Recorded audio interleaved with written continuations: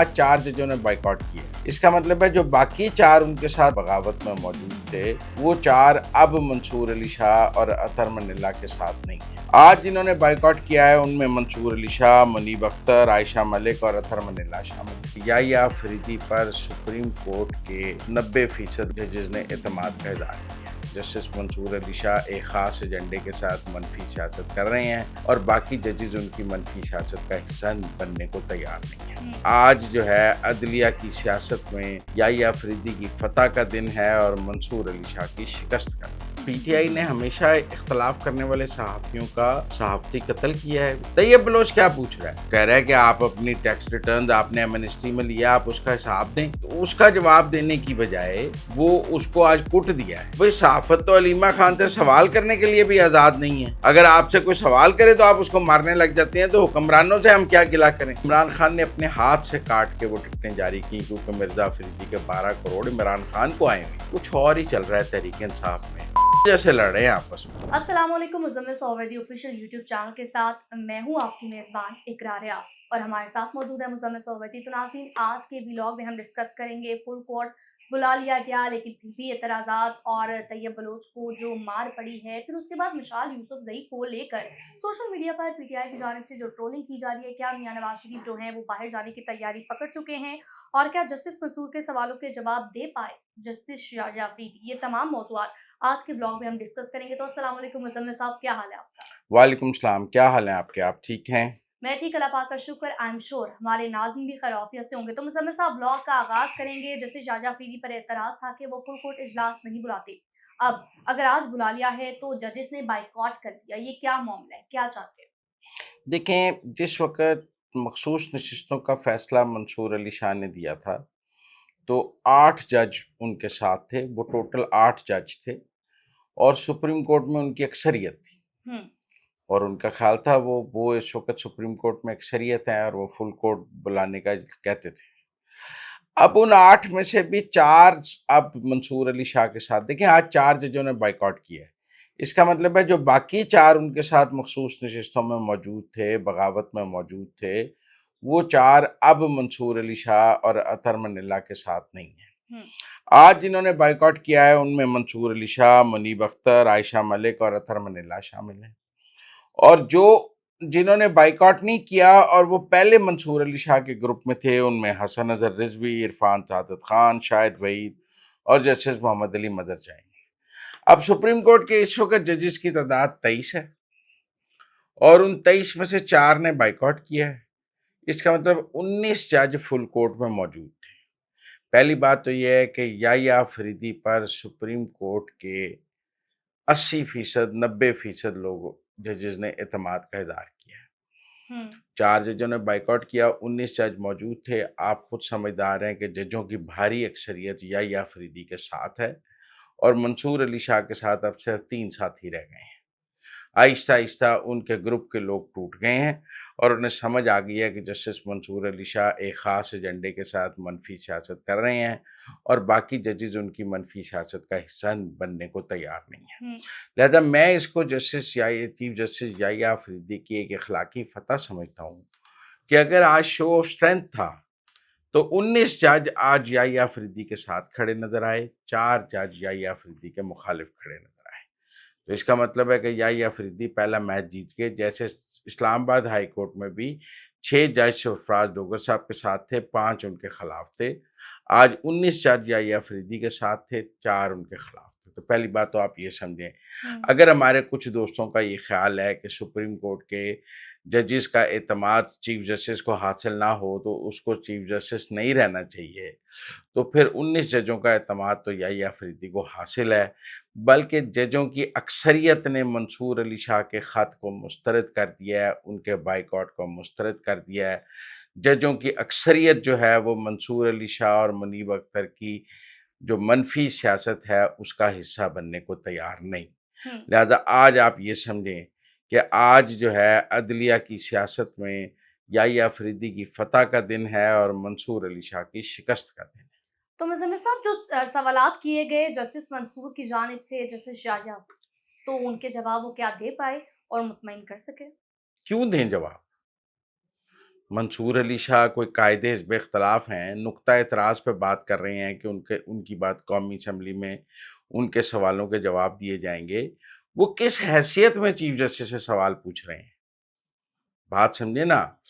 Supreme court के rules के हवाले से कुछ तब्दीली चाहते हैं चीफ जस्टिस, उन्होंने एक कमेटी बनाई हुई है। पहली बात है, वो कह रहे हैं ज़्यादातर जजेस ने उस कमेटी में जाकर अपनी तजावीज़ दी हैं और कुछ रूल्स की जो मंजूरी है वो बहुत ज़्यादा एतराज़ ये किया जा रहा है कि जी समरी के ज़रिए, सर्कुलेशन समरी के ज़रिए रूल्स की अप्रूवल क्यों ली गई है और फुल कोर्ट बुला के क्यों नहीं ली गई?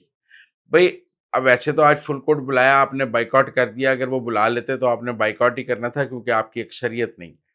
आप सिर्फ सियासी स्टंट के तौर पे फुल कोर्ट का लफ्ज़ इस्तेमाल करते हैं। अब जब आपकी अक्सरियत नहीं है तो आप कहेंगे ओरिजिनल फुल कोर्ट को बुलाया जाए।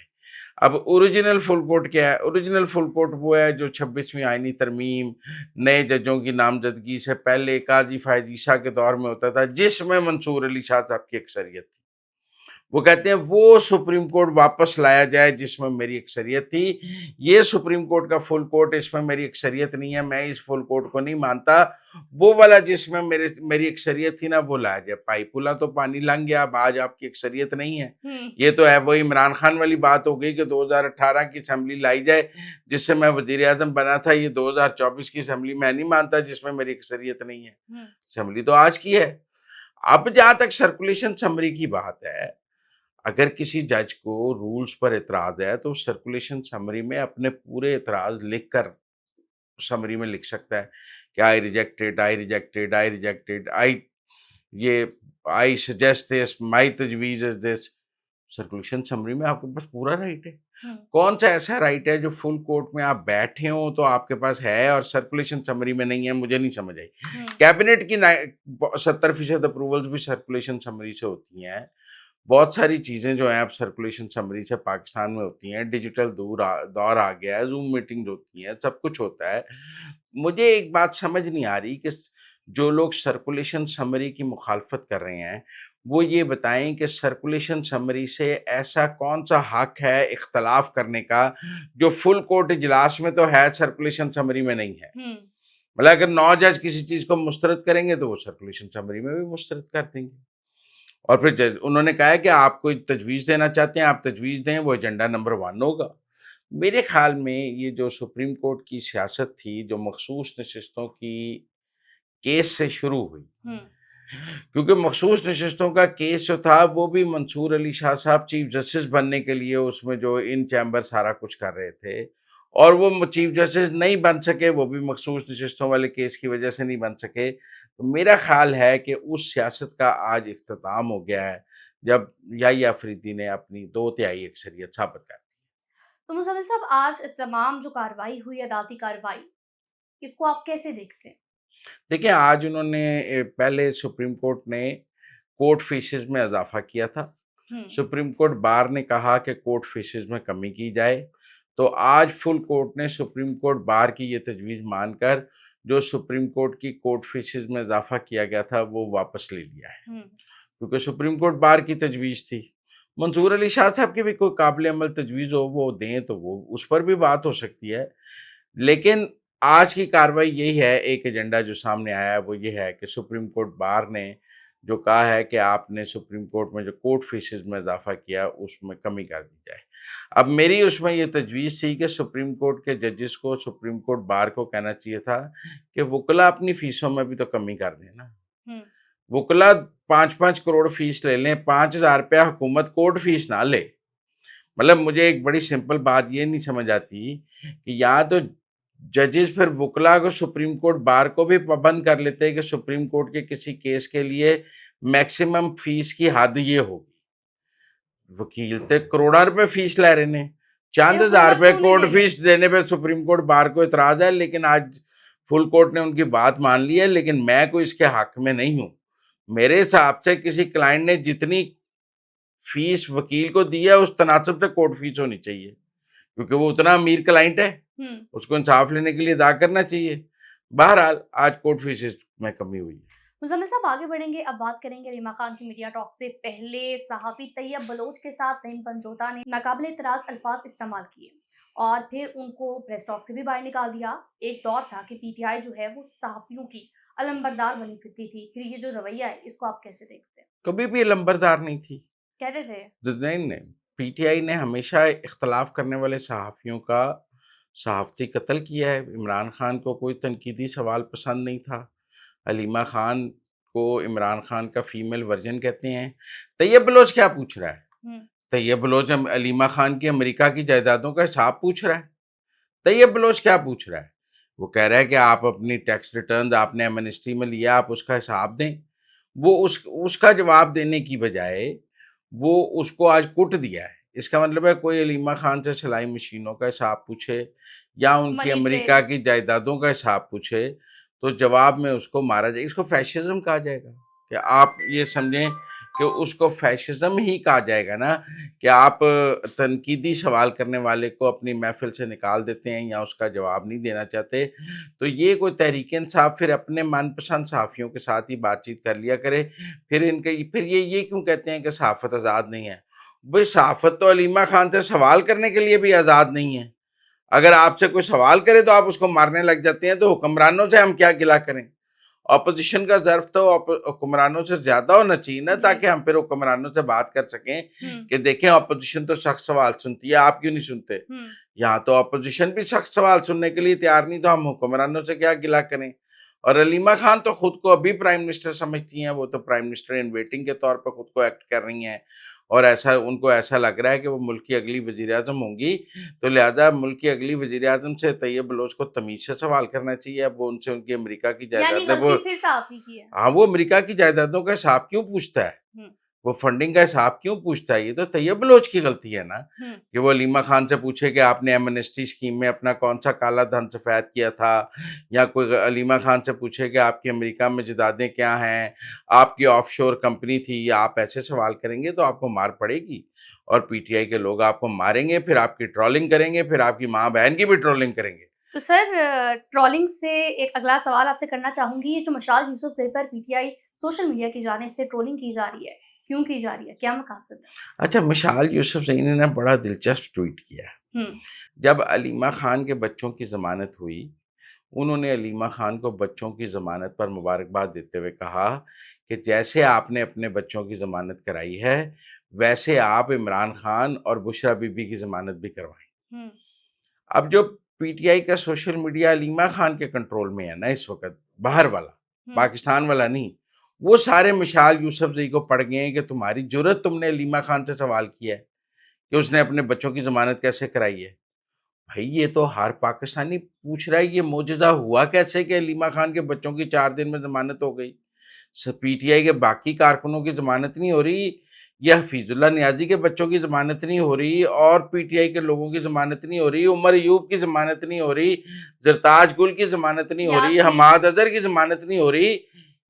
ये हलीमा खान के बच्चों की ज़मानत हो गई। और वो वो भी फ़ास्ट ट्रैक पे। Fast track, super fast track पे ज़मानत हुई है, अदालत ने घर से आके ज़मानत दी है। तो अगर मिशाल यूसुफ़ज़ई ने ये सवाल पूछा है और कहा है कि इसी फास्ट ट्रैक पे अगर आपका इतना ही असर और रसूख है, तो आप इसी फास्ट ट्रैक पे इमरान खान और बुशरा बीबी की भी ज़मानत करा दें, तो आप बताएँ मिशाल यूसुफ़ज़ई ने कोई गलत बात की है? नहीं, लेकिन हलीमा खान का सारा सोशल मीडिया मिशाल को पड़ गया है और अब ये सवाल किया जा रहा है कि मिशाल यूसुफ़ज़ई को सेनेटर किन खिदमात के एवज़ बनाया गया है? भई मिशाल यूसुफ़ज़ई को सेनेटर तो इमरान खान ने बनाया है। तो ये उनसे ही पूछें। वो इमरान खान से पूछें कि उनको क्या खिदमात हैं मिशाल यूसुफ़ज़ई की।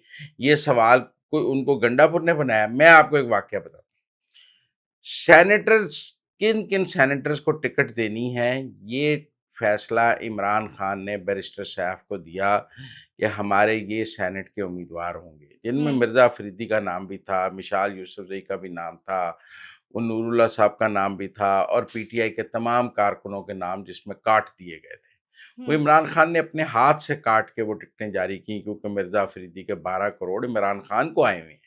उन्हें कोई गंडापुर नूं नहीं दिते। एटीएम है ना? उन्होंने तो वो एटीएम है, उसके उसका टिकट इमरान खान ने किया, मिशाल यूसुफ़ज़ई का टिकट इमरान खान ने किया। लेकिन रावी ये बताते हैं कि जब बैरिस्टर सैफ अडियाला से लिस्ट लेके निकले, तो हलीमा खान ने उनको फ़ोन किया और कहा लिस्ट में नाम कौन-कौन सा है? तो उन्होंने कहा मिशाल का नाम है, तो अलीमा ने कहा आप मिशाल का नाम ना अनाउंस करें, आप खदीजा का नाम अनाउंस कर दें, हम बाद में खान से बात कर लेंगे। अलीमा खान तो खदीजा को टिकट दिलाना चाहती थी, लेकिन बैरिस्टर सैफ ने ये कहा कि मेरा और इमरान खान का एक एतमाद का रिश्ता है, अगर मैं टिकटों में रद्दोबदल करूंगा तो फिर खान दोबारा मुझ पर एतमाद नहीं करेगा। टिकट तो मकासद तो वो भी उस बताइएगा। उन्होंने मिशाल का, हालांकि गंडापुर भी मिशाल के टिकट के खिलाफ था, मिशाल के खिलाफ गंडापुर और अलीमा खान इकट्ठे थे, लेकिन खान ने टिकट दिया हुआ था। जो पूछते हैं ना मिशाल को किसने टिकट दिया, भाई इमरान खान ने दिया। उसकी क्या खदमात हैं, इमरान खान से पूछो, किससे पूछते हो? उसे को टिकट आसिम मुनीर ने दिया है, उसको टिकट इमरान खान ने दिया है, बुशरा बीबी के कहने पे दिया है। पूछना है तो जाके इमरान खान और बुशरा बीबी को पूछो। अलीमा खान के कहने पे आप लोग जो लगे हुए हो, आप समझते हो कि हमें बात समझ नहीं आती। इसका मतलब है अलीमा खान इमरान खान के खिलाफ भी अटैक कर रही है।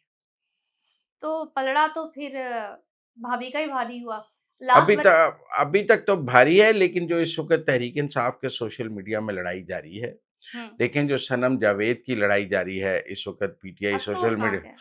अब उसमें सनम जावेद और फलक की वीडियोस रिलीज करने की बात भी हुई हो रही है कि उनकी ग्रुप पीटीआई के ग्रुपों में उनकी उनकी एआई वीडियोस भी जारी की जा रही हैं गंडापुर के साथ सनम जावेद की, नाजेबा। कल तक ये मरियम नवेज नवाज की करते थे तो सनम उनको ट्वीट करती थी।